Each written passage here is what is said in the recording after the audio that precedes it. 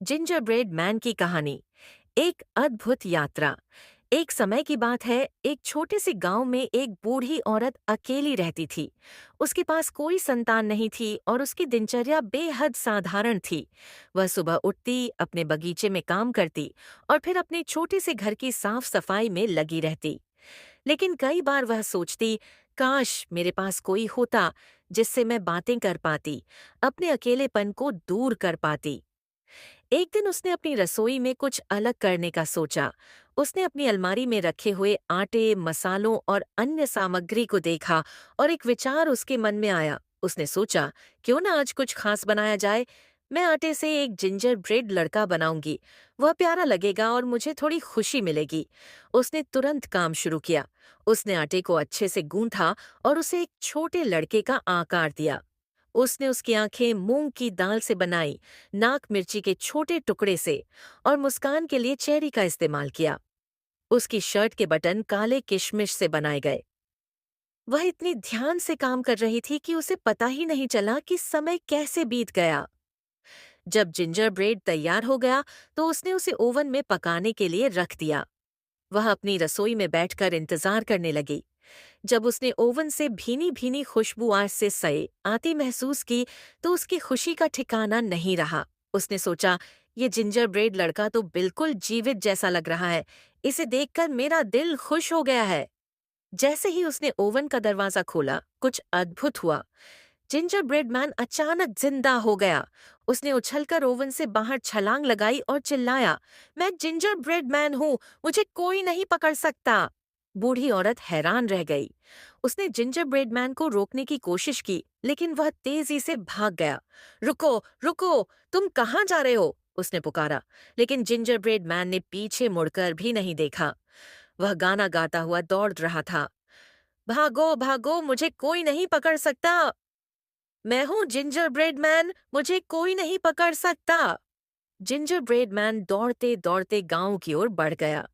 रास्ते में उसने एक हरे भरे खेत को पार किया, जहां गाय घास चर रही थी। गाय ने जिंजर ब्रेड मैन को देखा और सोचा, यह तो बहुत स्वादिष्ट लग रहा है। अगर इसे खा लूं, ओ मैं ने ने ने एक उस्तामा के उसके एक खाए तो मेरा दिन बन जाएगा। गाय ने अपनी भारी आवाज में कहा, रुको, मैं तुम्हें खा लूंगी। जिंजर ब्रेड मैन मुस्कुराया और बोला, मुझे कोई नहीं पकड़ सकता। भागो, भागो, मैं हूँ जिंजर ब्रेड मैन। और वह तेजी से भाग गया। गाय ने उसका पीछा करने की कोशिश की, लेकिन वह बहुत तेज था। थोड़ी दूर आगे एक बकरी रास्ते में खड़ी थी। उसने भी जिंजर ब्रेड मैन को देखा और उसकी आंखें चमक उठीं। ये तो बड़ा स्वादिष्ट लगता है, उसने सोचा। बकरी ने कहा, रुको, मैं तुम्हें खा लूंगी। जिंजर ब्रेड मैन हंसा और बोला, तुम भी मुझे नहीं पकड़ सकती। भागो, भागो, मैं हूँ जिंजर ब्रेड मैन। और वह बकरी को पीछे छोड़कर दौड़ गया। अब जिंजर ब्रेड मैन के पीछे गाय और बकरी दोनों दौड़ रही थीं। आगे जाकर एक घोड़ा खड़ा था। उसने जिंजर ब्रेड मैन को देखा और कहा, तुम्हें लगता है तुम तेज हो, मैं तुम्हें पकड़कर खा जाऊंगा। लेकिन जिंजर ब्रेड मैन ने फिर से वही कहा, मुझे कोई नहीं पकड़ सकता। भागो, भागो, मैं हूँ जिंजर ब्रेड मैन। और वह घोड़े को भी पीछे छोड़कर दौड़ पड़ा। अब जिंजर ब्रेड मैन के पीछे गाय, बकरी और घोड़ा दौड़ रहे थे। लेकिन वह इतना तेज दौड़ रहा था कि कोई उसे पकड़ नहीं पा रहा था। दौड़ते दौड़ते जिंजर ब्रेड मैन एक बड़ी नदी के किनारे पहुंच गया। उसने देखा कि नदी चौड़ी और गहरी थी।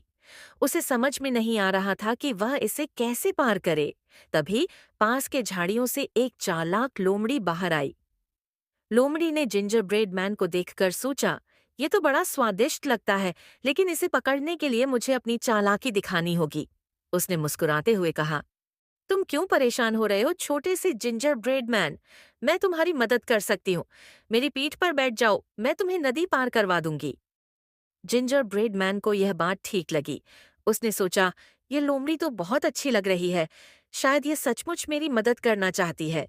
वह लोमड़ी की पीठ पर बैठ गया। लोमड़ी धीरे धीरे नदी में उतरी। जब पानी उसकी पीठ तक पहुंचने लगा तो उसने कहा, जिंजर ब्रेड मैन, पानी मुझ तक पहुंच रहा है, तुम मेरे सिर पर चढ़ जाओ। जिंजर ब्रेड मैन ने उसकी बात मानी और उसके सिर पर चढ़ गया। लेकिन जैसे ही लोमड़ी नदी के बीच में पहुंची, उसने अचानक अपना सिर ऊपर उठाया और जिंजर ब्रेड मैन को अपने मुंह में दबा लिया। जिंजर ब्रेड मैन ने चिल्लाते हुए कहा, तुमने धोखा दिया। लेकिन अब कुछ भी नहीं हो सकता था। लोमड़ी ही ने उसे निगल लिया और अपनी चालाकी पर हंसते हुए बोली, तुमने खुद को बहुत तेज समझा, लेकिन आखिरकार मैं ही जीती।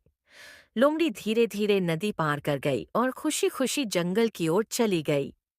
यह कहानी हमें सिखाती है कि हमें कभी भी अपने हुनर या ताकत पर घमंड नहीं करना चाहिए।